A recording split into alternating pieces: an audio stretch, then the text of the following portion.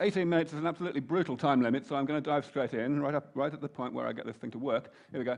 I'm going to talk about 5 different things. I'm going to talk about why defeating aging is desirable. I'm going to talk about why we have to get our shit together and actually talk about this a bit more than we do.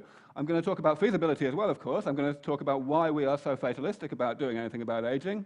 And then I'm going to spend perhaps the second half of the talk talking about how we might actually be able to prove that our fatalism is wrong, namely by actually doing something about it. I'm going to do that in 2 steps.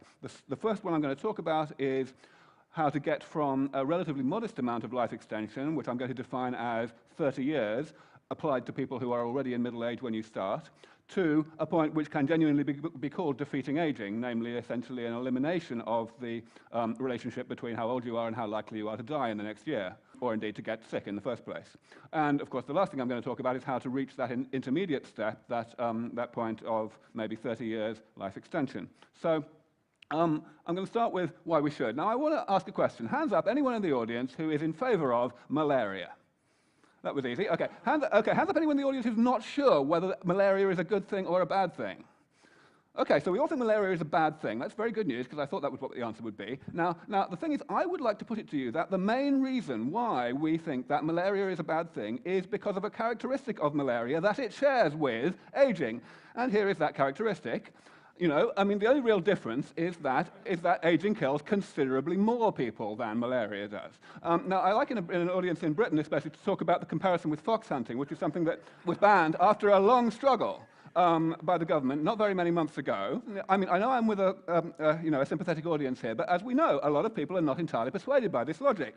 And this is actually a rather good comparison, it seems to me. A lot of people said, well, it's the city boys have no business telling us rural types what to do with our time. It's a traditional part of the way of life, and we should be allowed to carry on doing it. It's ecologically sound. It stops a population explosion of foxes. But ultimately, the government prevailed in the end because the majority of the British public, and certainly the majority of members of Parliament, came to the conclusion that it was really something that should not be tolerated in a civilized society. And I think that human aging shares all of these characteristics in spades. What part of this do people not understand? It's not just about life, of course. It's about healthy life. Getting frail and miserable and dependent is no fun. Whether or not dying may be fun. So really, this is how I like to describe it. It's a global trance. These are the sorts of unbelievable excuses that people give for aging. And I mean, okay, I'm not actually saying that these excuses are completely valueless. There are some good points to be made here, things that we ought to be thinking about, forward planning, so that nothing goes too, well, so that we minimize the turbulence when we actually figure out how to fix aging. But these are completely crazy when you actually remember your sense of proportion. These are arguments, these are things that you have it would be legitimate to be concerned about. But the question is, are they so dangerous, these risks of doing something about aging, that they outweigh the downside of doing the opposite, namely leaving aging as it is? Are these so bad that they outweigh condemning 100,000 people a day to an unnecessarily early death? If you haven't got an argument that's that strong, then just don't waste my time, is what I say.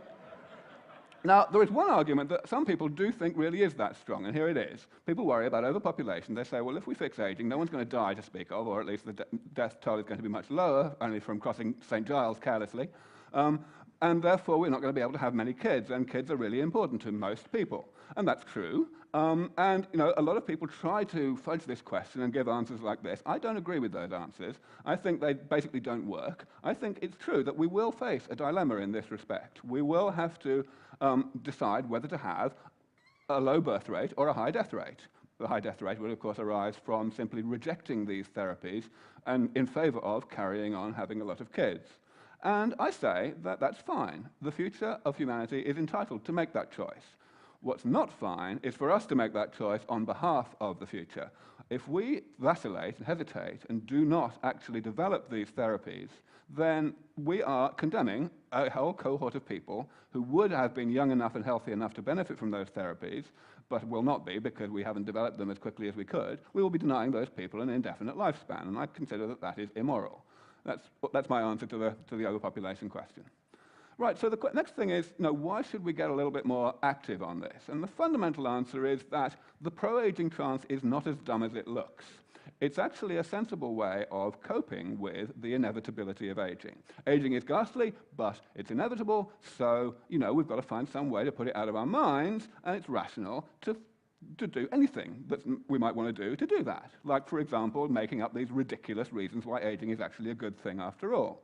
But of course, that only works when we have both of these components.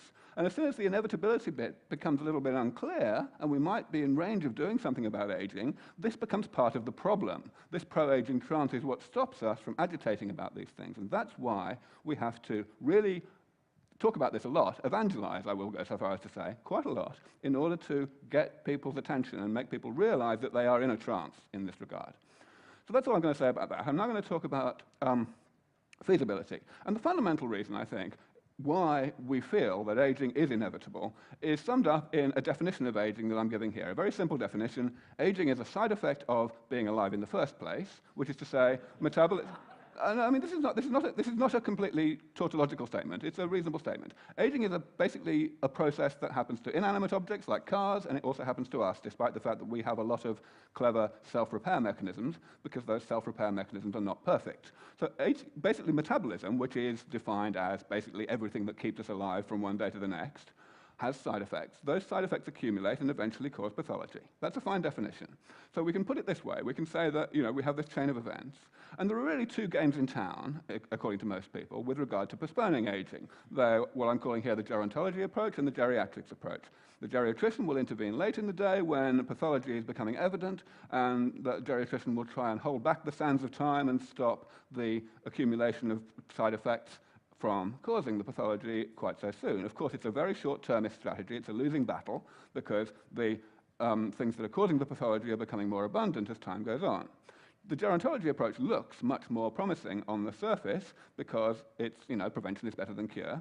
But unfortunately, the thing is that we don't understand metabolism very well. In fact, we have a pitifully poor understanding of how organisms work. Even cells we're not really too good on yet. We discovered things like, for example, RNA interference only a few years ago, and this is a really fundamental component of how cells work. Basically, gerontology is a fine approach in the end, but it is not an approach whose time has come when we're talking about intervention.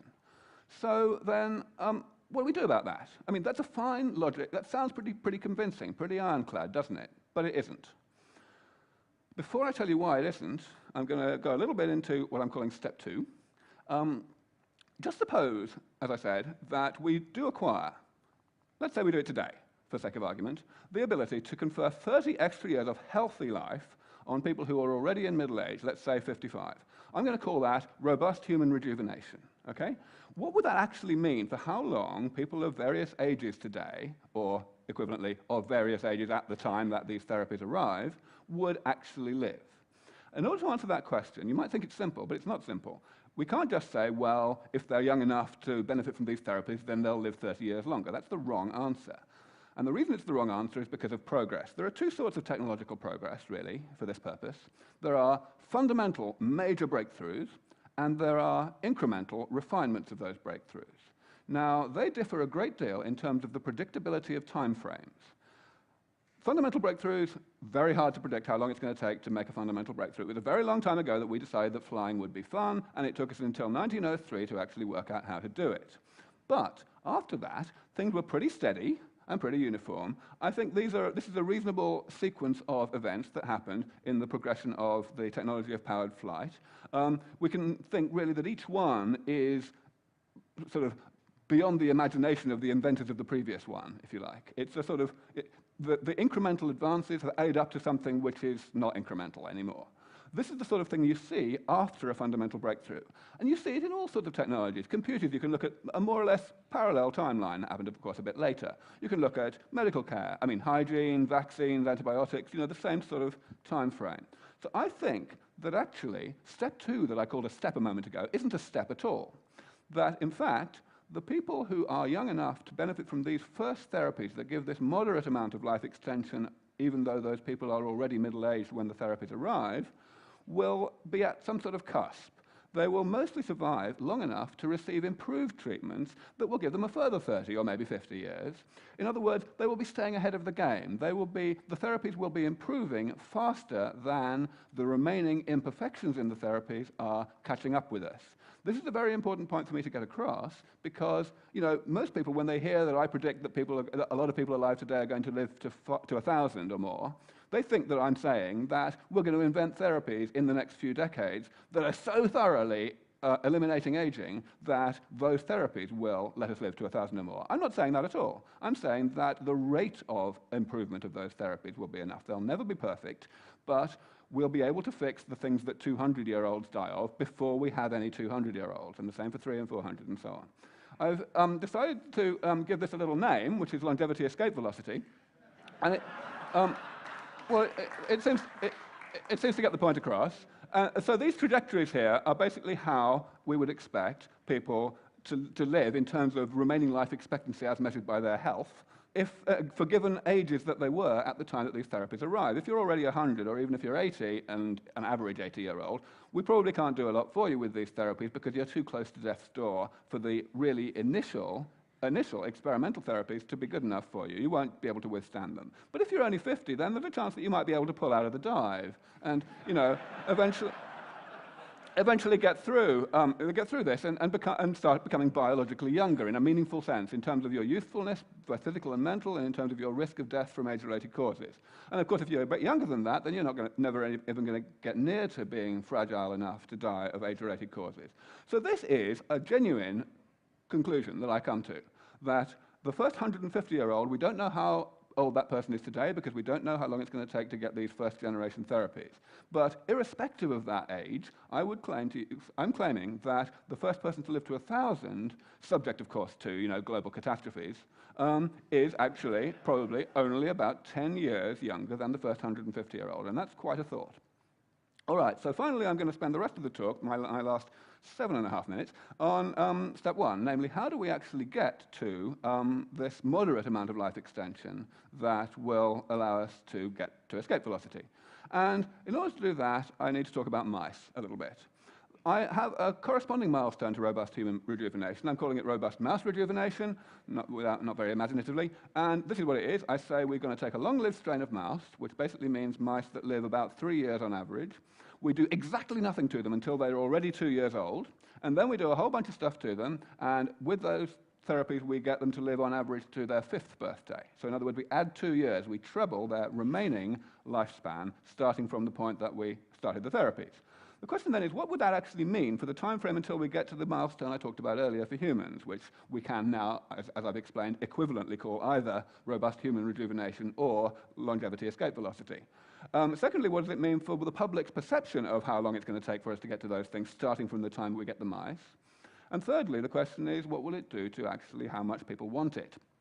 And it seems to me that the first question is entirely a biology question, and it's extremely hard to answer. One has to be very speculative, and many of my colleagues would say that we should not do this speculation, that we should simply keep our counsel until we know more. I say that's nonsense. I say we absolutely are irresponsible if we stay silent on this.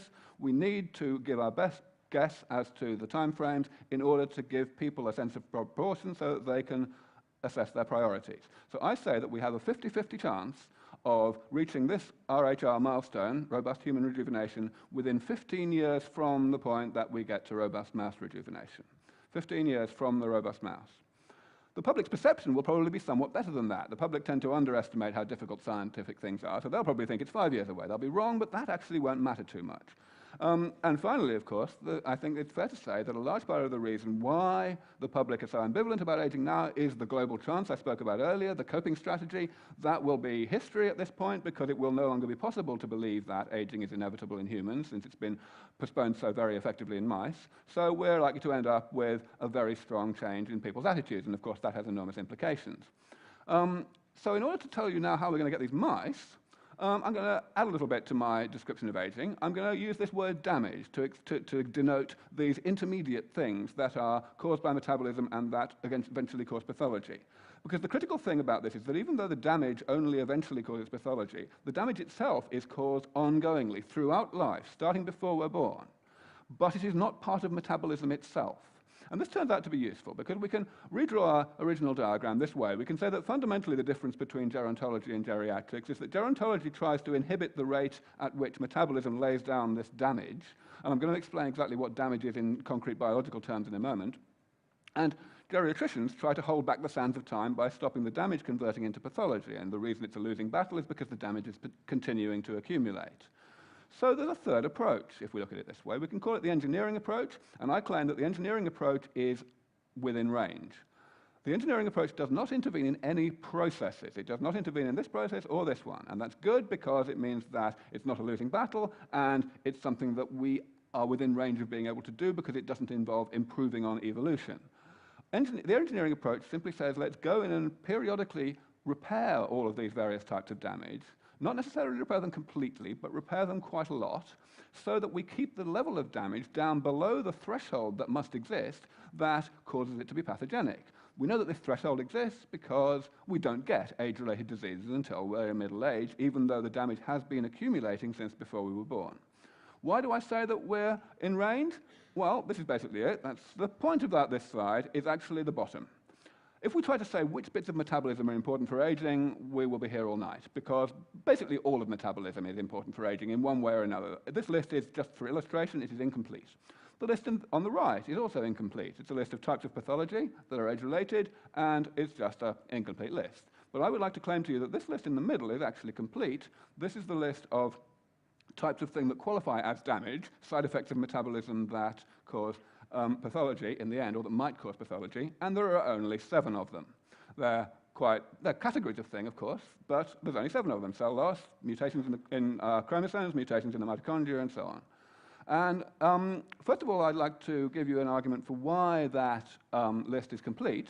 Of course, one can make a biological argument. One can say, okay, what are we made of? We're made of cells and stuff between cells. What can damage accumulate in? The answer is long-lived molecules, because if a short-lived molecule undergoes damage, but then the molecule is destroyed, like by a protein being destroyed by proteolysis, then the damage is gone too. It's got to be long-lived molecules. So these 7 things were all under discussion in gerontology a long time ago. And that is pretty good news, because it means that we've come a long way in biology in these 20 years. So the fact that we haven't extended this list is pretty good indication that there's no extension to be done. However, it's better than that. We actually know how to fix them all, in mice, in principle. And what I mean by in principle is we probably can actually implement these fixes within a decade. Some of them are partially implemented already, the ones at the top. I haven't got time to go through them at all, but if we can, my conclusion is that if we can actually get suitable funding for this, then we can probably develop robust mouse rejuvenation in only 10 years, but we do need to get serious about it. We do need to really start trying. So, of course, there are some biologists in the audience, and you see, I want to give some answers to some of the questions that you may have. You may have been dissatisfied with this talk, but fundamentally, you have to go and read this stuff. I've published a great deal on this. I cite the experimental work on which my optimism is based, and there's quite a lot of detail there. The detail is what makes me confident of my rather aggressive timeframes that I'm predicting here.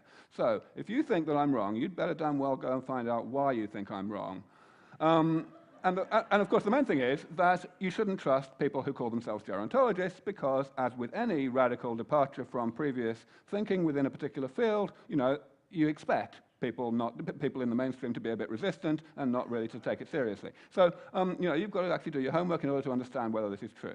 I will just answer with a few things. One thing is, you'll be hearing from a guy in the next session who said some time ago that he could sequence the human genome in half no time. And everyone said, well, it's obviously impossible. And you know what happened. So, this does happen. We have various strategies. There's the Methuselah Mouse Prize, which is basically an incentive to innovate and to do to do what you think is going to work, and you get money for it if you win. There's a proposal to actually put together an institute. This is what's going to take a bit of money. But, I mean, look, how long does it take to spend that on the war in Iraq? Not very long, okay? It's got to be philanthropic, because profits distract biotech, but it's basically got a 90% chance, I think, of succeeding in this. And I think we know how to do it. And I'll stop there. Thank you. Aubrey, I don't know if there's going to be any questions, but I thought we'd give people the chance. Since you've been talking about aging and trying to defeat it, why is it that you make yourself appear like an old man? Because Because I am an old man. I am actually 158. I am Species on this planet have evolved with immune systems to fight off all the diseases so that individuals live long enough to procreate. However, as far as I know, all the species have evolved to actually die. So when cells divide, the telomeres get shorter and eventually species die. So why does evolution seems to have selected against immortality when it is so advantageous? Or is evolution just incomplete? Brilliant. Thank you for asking a question that I can answer with an uncontroversial answer. I'm going to tell you the genuine mainstream answer to your question, which I happen to agree with, which is that no, aging is not a product of selection. Evolution is simply a product of evolutionary neglect. In other words, we have aging because it's hard work not to have aging. You need more genetic pathways, more sophistication in your genes in order to age more slowly, and that carries on being true the longer you push it out. So to the extent that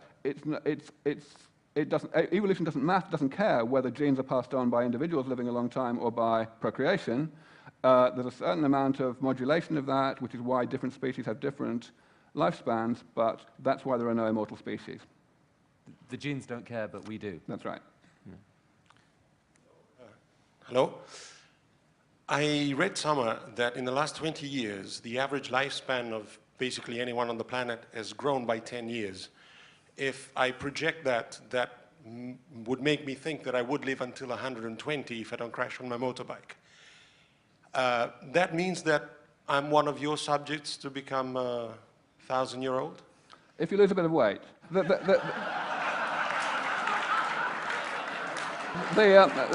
Your numbers are a bit out. The standard numbers are that lifespan's been growing at between 1 and 2 years per decade. So it's not quite as good as you might think, you might hope. But I intend to move it up to 1 year per year as soon as possible. I was told that many of the brain cells we have as adults are actually in the human embryo, and that the brain cells last 80 years or so. Are there if that is indeed true biologically, are there implications in the world of rejuvenation if there are cells in my body that live all 80 years as opposed to typical, couple of months? There are technical implications, certainly. Basically, what we need to do is replace cells in those few areas of the brain that lose cells at a respectable rate, especially neurons, but we don't want to replace them any faster than that, or not much faster anyway, because replacing them too fast would degrade cognitive function. What I said about there being no non-aging species earlier on was a little bit of an oversimplification. There are species that have no aging, Hydra, for example, but they do it by not having a nervous system and not having any tissues, in fact, that rely for their function on very long-lived cells that live more or less indefinitely.